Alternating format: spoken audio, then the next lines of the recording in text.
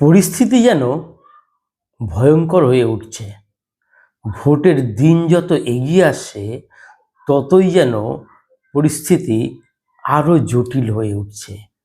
আর সবথেকে বেশি এখন সমস্যা এসে দাঁড়িয়েছে সেটা হলো এই যে লজিক্যাল ডিসক্রিপেন্সি, যে ৬০ লক্ষ নাম বাকি রয়েছে, যাদের বিচার চলছে, তার প্রথম তালিকা প্রকাশের আগে যেন পরিবেশ একেবারে থমথমে হয়ে উঠছে।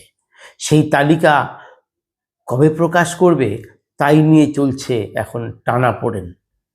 আর এই যে পরিবেশটা তৈরি হয়েছে, এর জন্যে মুখ্যমন্ত্রীকেই মনে হয় দায়ী করা উচিত হবে, কারণ তার একের পর এক বক্তব্যের জন্যেই আজকে এই পরিবেশ তৈরি হয়েছে।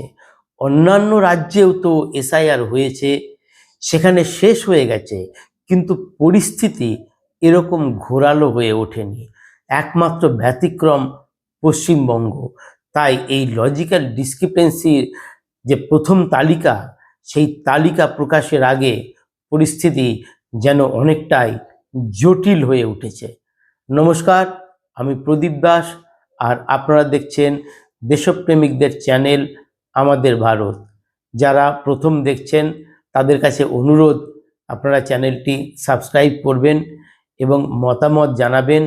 আর আমার এই বিশ্লেষণ যদি ভালো লাগে তাহলে শেয়ার করবেন। ভোটের নির্ঘণ্ট প্রকাশ হয়ে গেছে, প্রার্থীদের নামও বেশিরভাগ দল প্রায় সবই প্রকাশ করে দিয়েছে, প্রচারও শুরু হয়ে গেছে, কিন্তু পরিবেশ যেন একটা থমথমে ভাব রয়েছে। একটা আশঙ্কা যেন চারিদিকে বিরাজ করছে। আর এর কারণ হচ্ছে সেই যে ৬০ লক্ষ নাম রয়েছে, যেটা লজিক্যাল ডিসক্রিপেন্সির তালিকায় রয়েছে, বিচারকরা যা যাচাই করছেন, সেই তালিকার প্রথম অংশ প্রকাশের আগে পরিবেশ একটু যেন কেমন একটা থমথমে হয়ে গেছে। কথা ছিল শুক্র থেকে রবিবারের মধ্যে এই তালিকা প্রকাশ হবে, কিন্তু গতকাল ঈদ ছিল, তো ঈদের আগে এই তালিকা প্রকাশ করতে চায়নি প্রশাসন বা নির্বাচন কমিশন বা বলতে পারেন হাইকোর্ট। কারণ তারা একটা জিনিস ভেবেছে হয়তো, যে ঈদের আগে বা ঈদের দিন এটা ঘোষণা করলে হয়তো কোনো বিরূপ পরিস্থিতি তৈরি হতে পারে, সেই কারণে এই তালিকা প্রকাশের দিন পিছিয়ে দেওয়া হয়েছে। ঠিক আছে, যতদূর জানা গেছে যে সোমবার এই তালিকা প্রথম অংশ প্রকাশ হবে, তাতে প্রায় 22 লক্ষের উপরে নাম বিচার হয়ে গেছে, সেই তালিকাটা প্রকাশ হবে।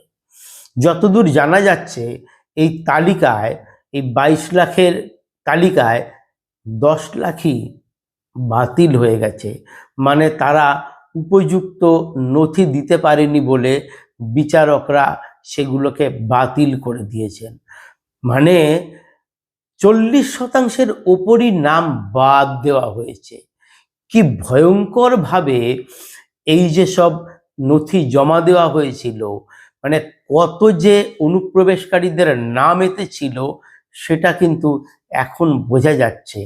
ফলে এই তালিকা প্রকাশ হলে বিভিন্ন জায়গায় অশান্তি হতে পারে, বিশেষ করে সীমান্তবর্তী এলাকায়। মুখ্যমন্ত্রী এর আগে বারবার বলেছেন যে একটা বিশেষ সম্প্রদায়কে টার্গেট করে তাদের নাম বাদ দেওয়া হচ্ছে। মুখ্যমন্ত্রী বলেছেন যে উত্তর দিনাজপুর, মালদা, মুর্শিদাবাদ এইসব এলাকার বিশেষ সম্প্রদায়কে টার্গেট করা হয়েছে, তাদের নাম বাদ দেওয়া হয়েছে। এবং এসআইআরের যে এই ৬০ লক্ষ নাম রয়েছে বিচারাধীন, তাতে দেখা গেছে এই যে সীমান্তবর্তী জেলা, সেই সীমান্তবর্তী জেলা থেকেই সর্বাধিক নাম রয়েছে এই তালিকায়। ফলে এই সীমান্তবর্তী জেলাগুলোতে কোনো সমস্যা দেখা দিতে পারে। সেই কারণেই পুলিশ প্রশাসন সতর্ক হয়ে উঠেছে, বিশেষ ব্যবস্থা নেওয়া হয়েছে। কারণ যখন এই শুনানি প্রক্রিয়া চলছিল এসআইআরের, সেই সময় সীমান্তবর্তী জেলাগুলোতেই পরিস্থিতি উত্তপ্ত হয়েছিল। যেমন উত্তর দিনাজপুর হয়েছিল, মুর্শিদাবাদ হয়েছিল, উত্তর চব্বিশ পরগনা, দক্ষিণ চব্বিশ পরগনা, সব জায়গাতেই গন্ডগোল হয়েছিল, ভাঙচুর হয়েছিল, আগুন লাগানো হয়েছিল। তো সে কথা মাথায় রেখেই এই তালিকা প্রকাশের আগে বিশেষ পুলিশি বন্দোবস্ত করা হয়েছে, যাতে যে কোনো পরিস্থিতির মোকাবিলা করা সম্ভব হয়। নবান্ন থেকে ইতিমধ্যেই বিভিন্ন জেলার এসপি এবং পুলিশ কমিশনারদের নির্দেশ পাঠানো হয়েছে, আইন শৃঙ্খলার ব্যবস্থা খতিয়ে দেখতে বলা হয়েছে। আর পুলিশ কমিশনার, তারপর এই পুলিশ সুপার, তারা এখন বিভিন্ন থানায় যাচ্ছেন, যেটা আগে কখনো দেখা যায়নি। এসপি এবং পুলিশ কমিশনাররা বিভিন্ন থানায় গিয়ে বৈঠক করছেন, সেখানকার পরিস্থিতি কিভাবে মোকাবিলা করা যায়, যদি কোনো সমস্যা সৃষ্টি হয় সেটা কিভাবে মোকাবিলা করতে হবে তার পরিকল্পনা চলছে। যেমন কলকাতা পুলিশ কমিশনার চলে গেছেন ভাঙড়ে গিয়ে তিনি ভাঙড় থানার বৈঠক করেছেন, কারণ এই ভাঙড় এখন হচ্ছে কলকাতার অংশ, কলকাতা পুলিশের অধীনে এসছে। তো সেখানে গিয়ে বৈঠক করেছেন, কারণ গত নির্বাচনেও দেখা গেছে, শুধু গত নির্বাচন নয়, প্রত্যেকটা নির্বাচনেই ভাঙড় উত্তপ্ত হয়ে ওঠে, সেখানে বোমাবাজি চলে, গুলি চলে, প্রাণহানিও ঘটে। তো সব মিলিয়ে একটা পরিস্থিতি ভয়ঙ্কর হয়। সেখানে চলে গেছেন কলকাতার পুলিশ কমিশনার।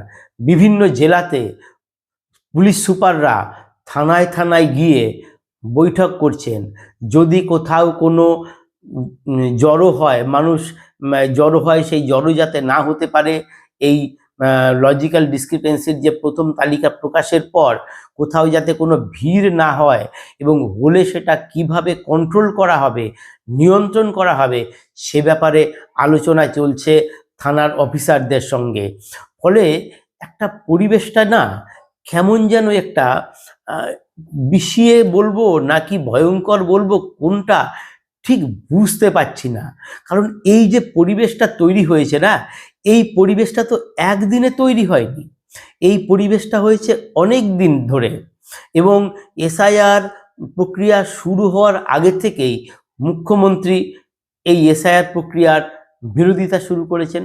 তখন থেকেই তিনি বলতে শুরু করেছেন যে এখানে একটা অলিখিত, এটা হচ্ছে নাগরিকত্ব যাচাই হবে, নাম বাদ দেওয়া হবে। পরে তিনি বললেন যে বেছে বেছে একটা সম্প্রদায়ের নাম বাদ দেওয়া হচ্ছে, মানে একটা সম্প্রদায়কে যেন উস্কানি দেওয়ার মতন বক্তব্য হয়ে যাচ্ছে, যে তোমাদের নাম বাদ যাবে, তোমরা সতর্ক হও। এবং এই ব্যাপারটা যখন সুপ্রিম কোর্টে যায়, মানে মুখ্যমন্ত্রী নিজেই তো সুপ্রিম কোর্টে গেছিলেন, সেই সময়ও কিন্তু নির্বাচন কমিশনের পক্ষ থেকে বলা হয়েছিল যে রাজ্যের বিভিন্ন জায়গায় যে অশান্তির ঘটনা চলছে, এই যে শুনানি প্রক্রিয়ার সময়, এটাকে তারা মুখ্যমন্ত্রীর বক্তব্যকে দায়ী করেছিলেন। তারা বলেছিলেন যে মুখ্যমন্ত্রীর উত্তেজক বক্তব্যে এই রাজ্যের পরিবেশ বিঘ্নিত হয়েছে, এবং রাজ্যের পুলিশ প্রশাসন তাদের কোনো সহযোগিতা করছে না। যদিও এখন প্রশাসন এখন এই আইন কানুনের বিষয়টা এখন নির্বাচন কমিশনের হাতে চলে গেছে, বিভিন্ন জায়গার পুলিশ সুপার এবং পুলিশ কমিশনারদের বদলি করা হয়েছে, অনেক জায়গায় ডিএমদের বদলি করা হয়েছে। তাই সেইভাবে দেখা যাচ্ছে এখন সেই রকমই এখন পরিস্থিতি নিয়ন্ত্রণের জন্য ব্যবস্থা নেওয়া হচ্ছে, বৈঠক চলছে। যেটা বলছিলাম যে মুখ্যমন্ত্রীর উত্তেজক বক্তব্যে এইরকম পরিস্থিতি তৈরি হয়েছে বলে নির্বাচন কমিশনের থেকে সুপ্রিম কোর্টে অভিযোগ করা হয়েছিল।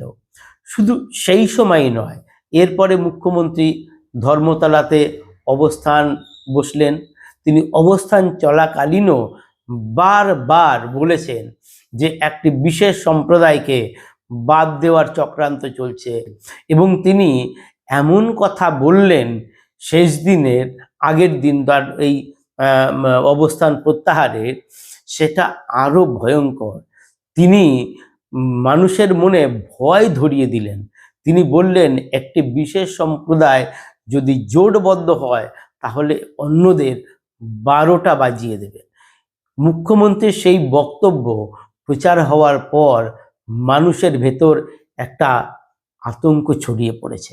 মুখ্যমন্ত্রী বলেছিলেন যে আমরা আছি বলে আপনারা ভালো আছেন, আর যদি আমরা না থাকি, যদি কোনো কারণে চলে যেতে হয়, তাহলে 1 সেকেন্ড লাগবে। একটা বিশেষ সম্প্রদায় যদি সংঘবদ্ধ হয় তাহলে 1 সেকেন্ডে 12টা বাজিয়ে দেবে, এবং যদি আপনাদের 13টা বাজাতে না চান তাহলে বিজেপির প্ররোচনার ফাঁদে পা দেবেন না। মুখ্যমন্ত্রীর এই বক্তব্যের তীব্র সমালোচনা করেছে বিভিন্ন রাজনৈতিক দল। একজন মুখ্যমন্ত্রী কি করে কথা বলতে পারেন, একটা বিশেষ সম্প্রদায় সম্পর্কে কিভাবে এইরকম উত্তেজক বক্তব্য রাখতে পারেন। কিন্তু মুখ্যমন্ত্রীর সেখানে থামার কোনো বিরাম নেই। গতকাল কলকাতার রেড রোডে ঈদের নামাজের অনুষ্ঠানে গিয়েছিলেন মুখ্যমন্ত্রী, সঙ্গে ভাইপো অভিষেক বন্দ্যোপাধ্যায়কেও নিয়ে গেছিলেন। কোনো মুখ্যমন্ত্রী এর আগে কখনো এইরকম ঈদের নামাজে যাননি। আর মুখ্যমন্ত্রী সেখানে গিয়েও যে ঈদের যে নামাজ হচ্ছে, যেটা ধর্মীয় একটা অনুষ্ঠান হচ্ছে, সেখানে গিয়েও রাজনৈতিক বক্তব্য রাখলেন। তিনি শুরুতেই বলতে শুরু করে দিলেন যে আপনাদের বহু নাম বাদ দিয়ে দেওয়া হয়েছে, আপনাদের বহু নাম কেটে দেওয়া হয়েছে। আমি আপনাদের জন্য লড়াই করছি, কলকাতা থেকে দিল্লি পর্যন্ত লড়াই করছি, হাইকোর্ট থেকে সুপ্রিম কোর্ট লড়াই করছি। আমার এই আন্দোলন জারি থাকবে, আপনাদের পাশে আমি থাকব। মানে তিনি একমাত্র আছেন যিনি এই মুসলিমদের জন্যে এই আন্দোলন করে যাচ্ছেন, এবং বললেন যে প্রধানমন্ত্রী নাকি অনুপ্রবেশকারী, মানুষকে উত্তেজিত করা। এবং প্রধানমন্ত্রী আরবে দুবাইতে গিয়ে সেখানে তাদের সঙ্গে হাত মেলান, মানে সেখানে তো মুসলিম শাসক রয়েছে, তাদের সঙ্গে হাত মেলান, আর দেশে ফিরেই বলেন যে এই নাম কাটো। মানে বলতে চাইছেন যে সেখানে মুসলিমদের সঙ্গে হাত মেলান, মুসলিম শাসকদের সঙ্গে কথা বলেন, আর দেশে ফিরে যারা মুসলিম আছে তাদের নাম বাদ দিতে বলেন। এরকম বক্তব্য, এরকম কথা এর আগে কখনো শুনিনি। এর আগে কখনো এরকম বিশেষ ধর্ম, যে মুসলিম হিন্দু এইরকম ধর্ম ধরে কোনো রাজনৈতিক বক্তব্য কোনো দল কখনো রাখতো না। কিন্তু ইদানিং আমাদের রাজ্যে এখন পুরোপুরি একটা পোলারাইজড ব্যাপার হয়ে গেছে, হিন্দু মুসলিম এই বক্তব্য এখন চলছে। এবং একটা যত দিন যাচ্ছে পরিবেশ যেন তত ভয়ঙ্কর হয়ে উঠছে। তা মুখ্যমন্ত্রী যে গতকালও যে বক্তব্য রেখেছেন, এবং এই যে 60 লক্ষের যে প্রথম তালিকা প্রকাশ হওয়ার আগে, তার ফলেও পরিবেশ কিন্তু বেশ গরম হয়ে রয়েছে। পরিবেশটা একটা উত্তপ্ত হয়ে উঠেছে, কারণ মুখ্যমন্ত্রী নিজেই বলেছিলেন যে এমন পরিবেশ রয়েছে, আমরা আছি বলেই তোমরা ভালো আছো, আমরা না থাকলে 1 সেকেন্ডে সব শেষ হয়ে যাবেন। মানে তিনি দাবিয়ে রেখেছিলেন। আরও একটা ভয়ঙ্কর কথা বলি, যে সত্যিই পরিবেশ কত উত্তপ্ত। তৃণমূলের ডোমকলে প্রার্থী করেছেন আইপিএস হুমায়ুন কবিরকে। হুমায়ুন কবির ডোমকলে প্রচারে বেরোতে ভয় পাচ্ছেন। তিনি ওই জেলায় একসময় এসপি ছিলেন, কাজ করেছেন। তিনি এখন প্রাণের ভয় পাচ্ছেন যে ডোমকলে প্রচার করতে, কারণ তিনি বলছেন যে ডোমকলে নাকি মার্ডার সিন্ডিকেট আছে। মানে ভাবুন, সিন্ডিকেট, মার্ডারেরও সিন্ডিকেট হয়, যারা সেই সিন্ডিকেটের তরফ থেকে মানে খুনের বরাত দেওয়া হয়। তাই তিনি প্রচারে যেতে ভয় পাচ্ছেন। তিনি পুলিশ সুপারের কাছে তার নিরাপত্তার ব্যবস্থা করতে বলেছেন। তার নিরাপত্তার ব্যবস্থা করলে তবেই তিনি সেখানে প্রচারে যাবেন। তা সব মিলিয়ে যেটা দেখা যাচ্ছে, পরিবেশ কিন্তু তৈরিই আছে, উত্তপ্তই আছে, শুধু স্ফুলিঙ্গের অভাব।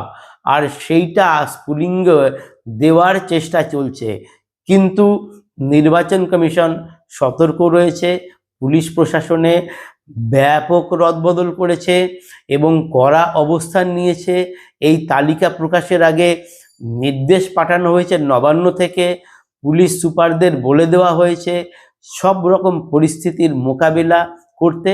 এবং আমারও মনে হয় মুখ্যমন্ত্রী যতই চেষ্টা করুন না কেন, যাদের উত্তেজিত করছেন তারা উত্তেজিত হবেন না, কারণ তারা বুঝে গেছেন যে ভোটের রাজনীতির স্বার্থে তাদের উত্তেজিত করা হয়। ভোটের আগে বা ভোটের পরে বা ভোটের দিন যত দুর্ঘটনা ঘটে, প্রাণহানির ঘটনা ঘটে, তাদের লোকই মারা যায়, পরে তাদের লোকই জেল খাটে, আর মাঝখান থেকে সুবিধা লোটে যারা তাদের উত্তেজিত করেছিল তারা। এবার নিশ্চিতভাবে তারা বুঝেছে তারা এই প্ররোচনার ফাঁদে পা দেবে না, ফলে যেমন আশঙ্কা করা হচ্ছে তেমন কিছুই ঘটবে না এবং রাজ্যের শুভবুদ্ধি সম্পন্ন মানুষের অভাবও নেই। তারা নিশ্চিতভাবে কোনো রকম প্ররোচনার ফাঁদে পা দেবে না, পরিস্থিতি স্বাভাবিকই থাকবে। আমার এই প্রতিবেদন যদি ভালো লাগে শেয়ার করবেন এবং আপনাদের মূল্যবান মতামত জানাবেন। নমস্কার।